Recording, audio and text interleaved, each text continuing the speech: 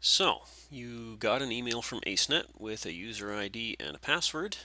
You had a look at the user guide, like we suggested, and since you've got a Windows computer, you downloaded and installed MobaXterm, like we suggested.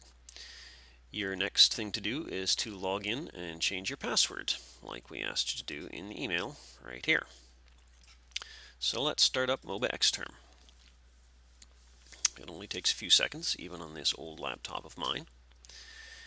From here, what you want is you want new session right there, and then SSH, because SSH is the protocol we use to keep communications secure. You need to fill in the remote host field. And what you can fill in there is the name of any one of our servers. Let's use fundy.acenet.ca because that's easy to spell, fundy.ace-net.ca. And then optionally you can specify the username, which is convenient, so why don't you do that and fill in the username that we sent you as well. And then you hit OK. And then it will ask you for a password. Now, the easiest thing to do here is to copy the password from the email we sent you because it's a random string of letters and numbers and it might be tricky to type it, especially if it contains funny characters like L's, ones, I's, O's, zeros. And you can paste it into MobaXterm with a right click and paste. And nothing will show up. Don't let this fool you. It's not going to show you what the password is so that some evildoer can't look over your shoulder and steal your password. And since it doesn't show up, some people get startled and try and paste twice or 3 times. Don't do that. You've pasted once, just hit enter. And if all that went well, it should show you a little bit of verbiage here. This thing we call the message of the day, or MOTD, although honestly it does not change as often as every day. And then down here at the bottom is some stuff that we call the prompt, or the shell prompt.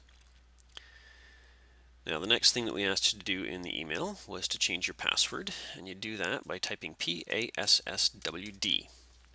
Enter, and it asks you for login LDAP password. That may not make any sense necessarily to you. All it wants is the password that you just used to log in. So make sure you've still got that properly copied. Paste it in again. Hit enter again, and it asks you for a new one. At this point, you can type in some new password that is easy to remember and that has never appeared in an email and is therefore not insecure. I'll make up a new password. It's going to ask me to type it twice to make sure that I can type properly even when I can't see the letters. And if that succeeds, it says LDAP password information changed, blah blah blah, successfully. So that's all great. And there, you've now logged into one of our clusters successfully. You can log out by going exit or log out if you prefer. Enter, and there you're disconnected. You can then close MobaXterm with the red exit button up here, or the familiar red X in the corner. Although I'll point out one more thing before we go, which is that MobaXterm has remembered which cluster you've logged into and put it in the saved sessions box.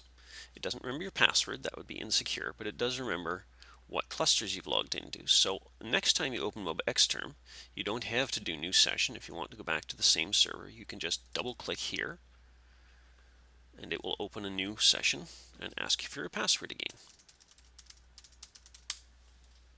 There you go. Exit or log out. You're done. Close MobaXterm, and you're done.